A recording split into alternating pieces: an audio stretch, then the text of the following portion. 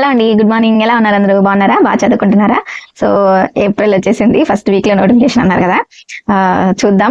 మీరేమనుకుంటున్నారు? వస్తుంది అనుకుంటున్నారా? నోటిఫికేషన్ వస్తుంది అంటారా? నాకైతే తెలియదు. సో చూద్దాం. ఇప్పుడు ఇవాళ ఇంకా ఇంకా 3-4 డేస్ ఉంది కదా, చూద్దాం వస్తుందా రాదా. వాళ్ళు చెప్తుంటారు, మనం వింటుండాలి అంతే. సరే, ఇప్పుడైతే నేను మెథడాలజీ స్టార్ట్ చేశానని చెప్పాను కదా, తెలుగు మెథడాలజీ స్టార్ట్ చేశాను అనమాట. అస్సలు మెథడాలజీ చదువుతుంటే ఎక్కడ లేని నీరసం వస్తుందండి. అస్సలు చదవద్ది కాదు. ఈ మెథడాలజీ అంటేనే అస్సలు చదవద్ది కాదు. నాకైతే ఇంట్రెస్ట్ రావట్లేదు బుక్ తీస్తే మాత్రం. మెథడాలజీ చదవాలంటే అయినా తప్పదు, చదవాల్సిందేను. సో మొత్తానికైతే అంటే అంటే ముందుకు పోవట్లేదు అనమాట. ఇంట్రెస్ట్ రావట్లేదు, ముందుకు పోవట్లేదు. మ్యాక్సిమం ట్రై చేస్తున్నాను ఫినిష్ చేయడానికి. ఇప్పుడైతే ప్రెసెంట్ అయితే 3 చాప్టర్స్ అయితే కంప్లీట్ అయినాయి అనమాట. సో 3 చాప్టర్స్ అయినాయి, ఇంకా 7 చాప్టర్స్ ఉన్నాయి అనమాట. మొత్తం 10 చాప్టర్స్ కదా, ఇంకా 7 ఉన్నాయి. సో చూడాలి ఇవాళ ఎన్ని అవుతాయి ఏంటిది అనేసి చూడాలి. అండ్ మ్యాక్సిమం చదవడానికి ట్రై చేస్తున్నాను. అంటే ఒకవేళ త్వరగా నోటిఫికేషన్ వచ్చేసింది అనుకోండి, అప్పుడు ఇంకా ఇబ్బంది అయిపోతుంది. సో నోటిఫికేషన్ వచ్చే లోపే మ్యాక్సిమం ఈ మెథడాలజీని కంప్లీట్ చేసేస్తే నోటిఫికేషన్ వచ్చిన తర్వాత రివిజన్ కి స్టార్ట్ చేద్దాం అనుకుంటున్నాను. ఇంకా మనం సైకాలజీ చదవలేదు, అలాగే పిఐఈ కూడా చదవలేదు. సో అవి 2 కూడా చదవాలి. సో ఇవన్నీ చదివేసిన తర్వాత నోటిఫికేషన్ వస్తే బాగుండు. సో చూద్దాం. ఈ మంత్ లోనే నోటిఫికేషన్ అన్నారు కదా, ఎలా జరుగుతుందో ఏంటో వెయిట్ చేయాల్సిందేను. సో అదనమాట. ఇప్పుడైతే నేను నా స్టడీని అయితే స్టార్ట్ చేస్తాను. అండ్ మిమ్మల్ని ఒక క్వశ్చన్ అడగనా, ఇది last year DSC bit. So ఎవరికైనా తెలిస్తే కామెంట్ చేయండి. క్వశ్చన్ ఏంటి అంటే, భావావేశ రంగాన్ని అభివృద్ధి చేయడంలో తోడ్పడేవి ఏంటివి? సో ఆప్షన్స్ కూడా చెప్తాను. ఆప్షన్ 1 వచ్చేసి సాంకేతిక ప్రయోజనాలు, ఉద్దీపన ప్రయోజనాలు, వ్యక్తిగత ప్రయోజనాలు, సామాజిక ప్రయోజనాలు. సో వీటిల్లో భావావేశ రంగానికి తోడ్పడేవి ఏంటివి? సో మీకు కనుక ఆన్సర్ తెలిస్తే కామెంట్ చేయండి. సో ఇప్పుడైతే నేను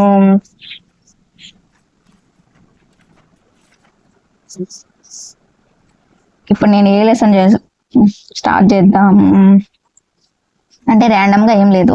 నాకు ఏ లెసన్ నచ్చితే, ఏ లెసన్ ఇంట్రెస్ట్ గా ఉంది, చదవాలి అనిపిస్తుందో సో అలా చదువుకుంటూ వెళ్తున్నాను అనమాట. సో ఈ రోజు అయితే ఫస్ట్ రోజు 3rd లెసన్ చదువుతాను. 3rd లెసన్ చదవలేదు, చాలా పెద్ద లెసన్ ఇది. ఇప్పటికి స్టార్ట్ చేస్తే ఈ రోజుకి సరిపోతుంది. మాతృభాష నిర్వచనాలు. శిశువు తన సౌందర్య దృష్టిని, ఆనందానుభూతిని వ్యక్తం చేయడానికి ఉపయోగపడే సహజ మాధ్యమం మాతృభాష అన్నది ఎవరు? ఆన్సర్ తెలిస్తే కామెంట్ చేయండి. మాతృభాష గురించి కొంతమంది కొన్ని నిర్వచనాలు ఇచ్చారు.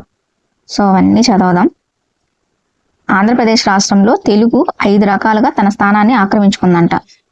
5 రకాలుగా ఏంటివి అంటే, ప్రాంతీయ భాషగా తెలుగు, ప్రథమ భాషగా తెలుగు, ద్వితీయ భాషగా తెలుగు, బోధనా మాధ్యమంగా తెలుగు, అధికార భాషగా తెలుగు. సో మొత్తం 5 రకాలుగా తన స్థానాన్ని ఆక్రమించుకుంది ఏపీలో, ఆంధ్రప్రదేశ్లో. చాలా పెద్ద లెసన్ ఇది. చదివేసిన తర్వాత మనం బ్రేక్ టైం. గుడ్ మార్నింగ్, ఎలా ఉన్నారు అందరూ? ఇది నెక్స్ట్ డే అనమాట. సో నెక్స్ట్ డే నేను మళ్ళీ స్టార్ట్ చేస్తున్నాను.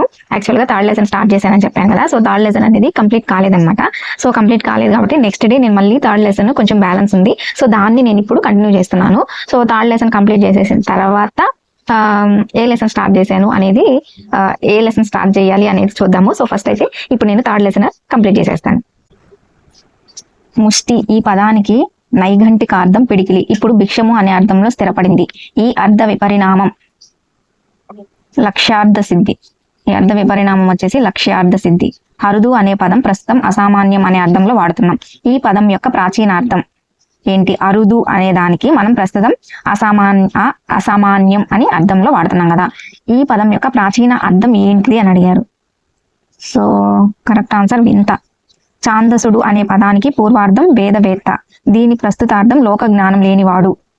ఇది ఏంటిది? అర్ధ సంకోచమా, అర్ధ వ్యాకోచమా, అర్ధ సౌమ్యత, అర్ధ గ్రామ్యతనా? సో కరెక్ట్ ఆన్సర్ అర్ధ గ్రామ్యత.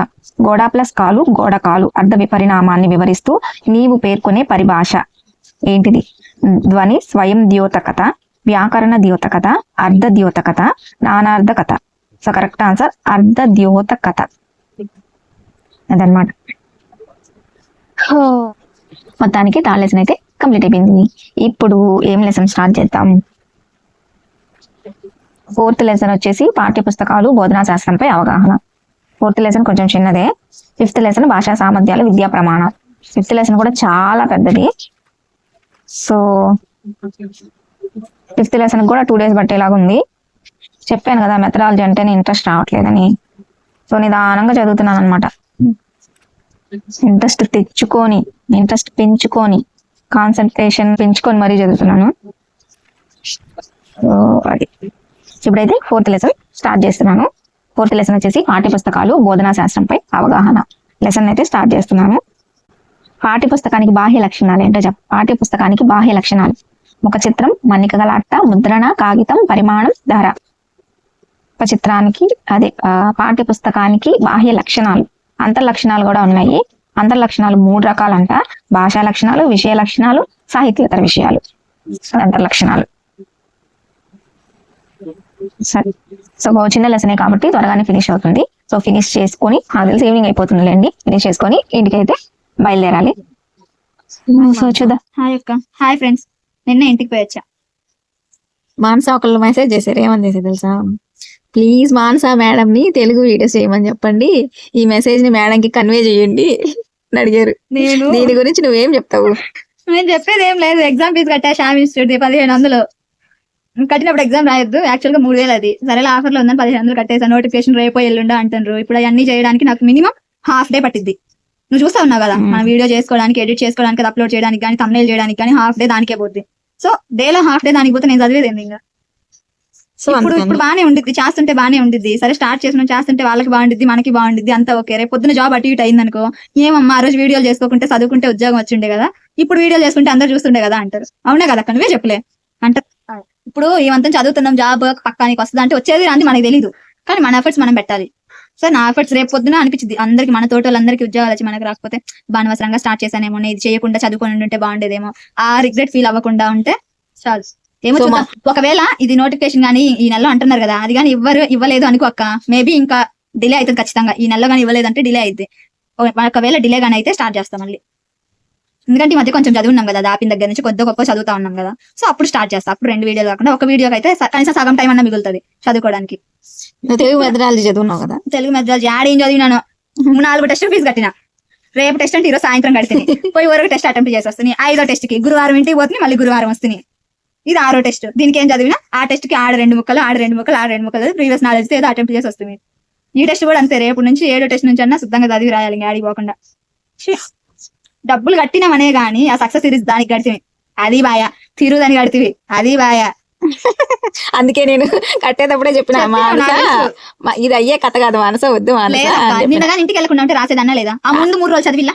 మనము కట్టే దేనికి స్టాండర్డ్ గా నిలబడి ఏది ఎటైనా ఇంటికి పోకుండా కూర్చొని చదవడానికి కట్టాలి. అలా అయితేనే ఎగ్జామ్ ఫీజు కట్టాలి. పండగకి వెళ్ళి భోగి పండుగ రోజులు, కనుమ పండుగ రోజు వచ్చా. ఇంకా మధ్యలో ఇంటికి వెళ్ళాను నేను అసలు. అప్పుడు ఎగ్జామ్స్ రాయలేదు. ఎగ్జామ్స్ రాయలా, కానీ ఆ మధ్యలో నేను ఇంటికి పోలేదుగా. 3 నెలలు నేను ఇంటికి పోక ఏడమైంది మధ్యలో ఎప్పుడు పోయినా చెప్పి. ఇంకా మా అమ్మ ఇంకొకటి ఏమని పోడు పెట్టుకుంది. ఇంకా అందుకని పోయినా, ఎట్ట పోయినా కదా అని. అసలు ఇంటికాడే ఉండవని ఇది లగేజ్ పట్టుకోవద్దని, అవతారం నువ్వు చూసుకో ఎట్టండవో అది ఇది. మా నాన్నైతే నీ ఉద్యోగం వద్దు ఏమొద్దు తల్లి, పెళ్లి చేసి నువ్వు ఇంట్లో కూర్చోను. నిజంగా నాన్న అదే అన్నాడు. నువ్వు ఇంకా బాబాకు లగేజ్ నేను పోయి తీసుకొని వస్తా, ఈ నెల రెంట్ కూడా కట్టబాక నిండు నా అవతారం చూసి. ఏం చేస్తాం ఇంకా, మా నాన్నతో గొడవ వేసుకొని ఈసారి అన్న తింటాలి కుదురుగుంటాలి అని చెప్పి వచ్చిన. ఏం చేస్తాం, నోటిఫికేషన్ లేట్ అవుతా ఉండే వాళ్ళైనా ఎన్ని రోజులు పంపిస్తారు. సరే ఇప్పుడు వాళ్ళకి పెట్టడానికి వాళ్ళకి ఇబ్బంది లేదు, తింటా సక్కంగా ఉంటే ఇబ్బందిలే. మనమేమో తినేది తక్కువ. ఈ రకంగా తినకుండా ఈ రకంగా ఉంటే ఎవరైనా అట్టే అంటారు. మా అమ్మ అయితే అసలు ఎట్ట తిట్టిందో. ఇంటికి పోతే ఆ నోటిఫికేషన్ ఇచ్చేది ఏందో క్లారిటీ వస్తే ఎవరో ఒకరు ఎట్ట పోతాం, ఎటు పోయే వాళ్ళు మట్టు పోతాం. పోనీ ఎగ్జామ్ లో పెట్టి అయిపోతే వస్తుంది, రాందో క్లారిటీ వస్తుంది, ఎటు పోయే వాళ్ళు మట్టు పోయి వస్తాం. ఎందుకట్ట రేపిస్తాం ఇయ్యాలిస్తామని అట్ట అది రాక ఇట్ట ఇది చదవలేక ఎటు పోలేక ఇది ఇట్టుంటది. ఎవరు ఇది తీస్తేనేమో అన్ని చదివినట్టే ఉంటది, ఎగ్జామ్ కాడికి పోతే ఒక ముక్క గుర్తుండి సావదు. సరేలే, నువ్వు తెలుగు మెథడాలజీ చదివావు కదా, నేను క్వశ్చన్ అడుగుతా చెప్పు. చాలా సింపుల్ క్వశ్చన్. ఎంత సింపుల్ నాకు మొక్క గుర్తులేదు. చెప్తావులే. మనకి తెలుగు వాటి మీద పేర్లు ఉంటాయి కదా, తెలుగు టెక్స్ట్ బుక్స్ మీద పేర్లు ఉంటాయి కదా, అవి 1-5 తరగతులకి ఏమంటది? 6 తెలుగు బాట, 6, 7, 8 తరగతులకి బాట, 9వ తరగతికి 9 తెలుగు పరిమళం అనుకుంటా, తెలుగు 10 తెలుగు వాచకం. వాచకం కదా, తెలుగు 10వ తరగతి బుక్ పెట్టి చాలా రోజులు అయింది అక్క, గుర్తు రావట్లేదా? ఇవన్నీ అంటే ఈ మధ్య తిరగేస్తున్నాం కాబట్టి పైన అట్టలు గుర్తున్నాయి. తెలుగు పరిమళం 9 10వ తరగతి తెలుగు అట్ట పసుపు కలర్ అట్ట అన్ని గుర్తు రావట్లా. నేను చెప్పనా? తెలుగు దివ్యలు. చీ చీ చీ చీ చీ చీ తెలుగు దివ్యలు మా ఆప్షన్లు ఇచ్చింటే చెప్పేదాన్ని ఇవన్నీ మధ్య తిరగేసినాం కాబట్టి గుర్తున్నాయి, అది గుర్తులేదు. సరేలే చెప్పినావు కదా. అదేదో తెలుగు అట్టల మీద కాబట్టి గుర్తున్నాయి, మిగిలిన అడుగు అంతేనంటవా? అట్టలు ఈ మధ్య అంతా తిరగేస్తున్నాం కదా, అట్టలు బాగా చూస్తున్నాం కాబట్టి వీళ్ళకి చెప్పడానికి తెలుగు అన్ని అట్టలు చూపించి మరీ చెప్పిల్లా. సరే బుక్ల పేర్లు సరే సరే పాఠ్య పుస్తకం ఇందా చెప్పినాలే గాని, వాచకాల తయారీలో 4 ప్రధాన అంశాల క్రమం. పాయ ఎత్తిపాయ గుర్తుంది. ఆప్షన్ అసలు ఆ క్రమం ఉందో లేదో కూడా గుర్తులేదు నాకైతే. చెప్పు. వాచకాల ఆప్షన్ వాచకాల తయారీలో 4 ప్రధాన అంశాల క్రమం ఏంటి అసలు? చెప్పనా? ఎంపిక, అమరిక, రచన, యోగ్యత. ఓకే ఓకే గుర్తొచ్చినాయి. ఆప్షన్స్ ఉంటే ఓకే ఇవన్నీ గుర్తొస్తున్నాయి కానీ డైరెక్ట్ గా గుర్తుండే గుర్తుండట్లా అంటే మనం ప్రాపర్ గా చదవలేదు అని దాని అర్థం. మనం గుర్తించగలుగుతున్నాం కానీ గుర్తు పెట్టుకునే సిచ్యువేషన్ లో లేము. గుర్తించగలిగేలా చదివితే కష్టం. అదే అట్టయితే జాబులు కష్టం. అందుకే నేను చెప్పేది, అందుకే ఎందుకు ఆపేసినా అంటే అందుకే ఆపేసిన.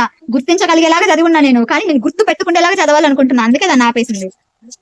అవన్నీ చేస్తా ఉంటే టైం అస్సలు లేదు. ఏమో సార్ అంత చదువుతున్న ఉద్యోగాలు వచ్చేది ఎంతవరకు నిజమో ఎంతవరకు ఏమో కానీ ఇన్నేళ్ళు చదివినా మనము. నాకేం తెలుసు, నువ్వే కదా చదివింది, నువ్వు చెప్పు. నేను కానీ చదివినానే. సరే కంటెంట్ అంటే మారింది సరే అనుకోవచ్చు, మెథడాలజీలు అయ్యే కదా, ఇన్నేళ్ళు చదువుతున్నాం కదా. నేనైతే మెథడాలజీ ముట్టలే అసలు. నేను ముట్టలే ఎప్పుడు పరిస్థితి. ఈ రోజు ముక్కులో పెట్టుకొని రేపు తుమ్మచ్చే తట్టుంది అప్పుడు నిజంగా అట్టే ఉంది. మెథడ్స్ లో అన్ని మార్కులు ఎట్టొచ్చినట్టు ఏ రోజు టెస్ట్ ఆ రోజు కాబట్టి రోజు టాప్ 10 లోనే టాప్ 5 లోనే పేరు వచ్చింది. వారం రోజు సిలబస్ కానీ పెట్టుంటేనా ఎత్తిపోయిండేది ఆ వారం, ఎత్తి బదులు పథకం అంతే. సాయే ఈ రోజు గుర్తుంటున్నాయి, రేపు ఇంకోటి చదువుతున్నామా ఈ ఉండటంలా ఎడిపోతున్నావు ఇవంతా ఇదిగా చదివిన ఈ ఉండటంలా మళ్ళీ నిన్ను చదివిని ఇంకో రోజు ఇంకోటి చదివిన అనుకో యాన్నో ఇది చదివినట్టుంది కానీ అనిపిస్తుంది కానీ అదేం చదివినా గుర్తు రావటంలా. మా పరిస్థితి అయితే అట్టే ఉంది, మీ పరిస్థితి కూడా అట్టే ఉంటే ఒకసారి క్రాస్ చెక్ చేసుకుని కరెక్ట్ చదవండి. మా ఎవరు అయితే అట్టే ఉంది ఇప్పుడు ప్రస్తుతానికి. మేము చదువుతున్నాం, టెక్స్ట్ బుక్లు అయితే కదులుతున్నాయి, టిక్కులు అయితే పెడుతున్నాం. నేను టెక్స్ట్ బుక్ లో అక్క 4-5 రకాల పెన్నులతో నేను ఒకసారి వాడి పెన్ను ఒకసారి వాడను కదా, ఎన్ని పెన్నులు గీతలు పెట్టున్నాను నాకు మళ్ళీ అది ఒక ఫస్ట్ టైం చదువుతున్నట్టే అనిపిస్తుంది. సేమ్ అంతే. నువ్వే అట్టంటే ఇట్లా కలర్ పెన్స్ ఉన్నాయి కదా, ఇట్లా బ్లూ బ్లాక్ రెడ్ పింక్, మళ్ళీ నాకు 2 పెన్నులు ఉన్నాయి. అవి కాక మళ్ళీ కొత్త ఈ పెన్నులు తెచ్చుకున్నా. ఈ పెన్నులు తెచ్చుకున్నా కూడా 3-4 రకాల పెన్నులతో గీసిన, అయినా నాకు ఫస్ట్ టైం చదువుతున్నట్టే ఉంది. కుదురుగా చదువుదాము, లైన్ లోకి వచ్చినాము, వరుసగా ఇప్పుడు వారంలో వరుసగా ఒక 3 రోజులు బాగా చదివినాము, ఇంకా నెక్స్ట్ డే చదువుదామని లోక ఇంటికి రమ్మనో బాగా లేకపోవడమో ఇంకోటో ఆడిపోవడమో ఈడిపోవడమో కథం. అయ్యే మనసు అడ్డంకులు అంటే ఎంత దాడదామన్నా యాడక్క. ఈ 2 రోజులు ఈ వారం రోజులు ఇంటికాడే, పోయిన వారం గురువారం పోతున్నాయి, ఆ వారం టెస్ట్ బాయా అది బాయా, ఈ వారంలో గురువారం వస్తుంది, మళ్ళీ ఈ టెస్ట్ బాయా చదివింది బాయా, ఇవాళ మళ్ళీ ఇప్పుడు ఆడికి పోతుంది, నిన్న సినిమాకి పోతుంది, సరిపాయా ఇట్లుంది వ్యవహారం. ఏం చేస్తాం? కొన్ని ఏదన్నా మోటివేషన్ అన్నా వస్తుందా గట్టిగా చదువుదామా అంటే అదిలే. కొన్ని అట్టన్నా నోటిఫికేషన్ అని పాకులాడుతున్నా, నోటిఫికేషన్ వస్తే ఏమైనా సించేసినామా ఏమైనా ఎగ్జామ్ రాస్తే ఉద్యోగం వస్తుందా అంటే అది లేదు. ఇంకెందుకు చదువుతున్నామని నాకు అర్థం కావటంలా, నేనైతే ఎందుకు చదువుతున్నా నాకే అర్థం కావటంలా. ఇదంతా మానస ఫ్రస్ట్రేషన్, నా బాధ, ఇంకా చదువు గురించి ఎత్తుకుంటే నా వల్ల కావటం అసలు. ఏమని చెప్పుకుంటా పోతే ఒక గంట అయినా వస్తుంది ఫ్రస్ట్రేషన్, ఈ బాధ అదంతా. మా పరిస్థితి అయితే ఎట్టుంది ఫ్రెండ్స్, మీ పరిస్థితి ఎట్టుందో మీరు ఒకసారి క్రాస్ చెక్ చేసుకోండి. మీ సిచ్యువేషన్ కూడా అట్టే ఉంటే కింద కామెంట్ చేయండి. సేమ్ మీ సిచ్యువేషన్ కూడా మా సిచ్యువేషన్ కి ఇంకా ఇది ఒకటేలా ఉంది అనిపిస్తే లైక్ చేయండి, కామెంట్ చేయండి, షేర్ చేయండి, అలాగే మన ఛానల్ ని సబ్స్క్రైబ్ చేసుకోండి. ఇట్టే మన బాధలు పంచుకుంటా ఉన్నాం. Tata bye by.